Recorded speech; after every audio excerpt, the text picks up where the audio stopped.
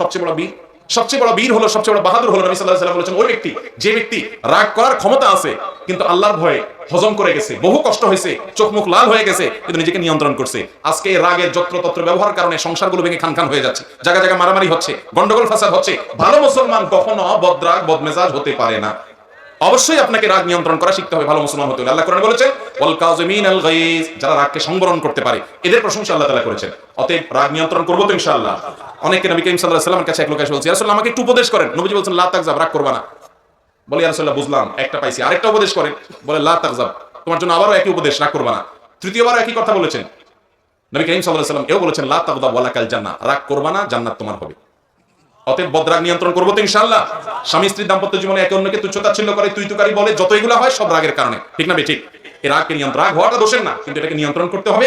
যেখানে যতটুকু প্রয়োগ করা দরকার ততটুকু করবে। রাগ প্রয়োগ করতে গিয়ে অন্যায় করবে না, খারাপ কথা, কটু কথা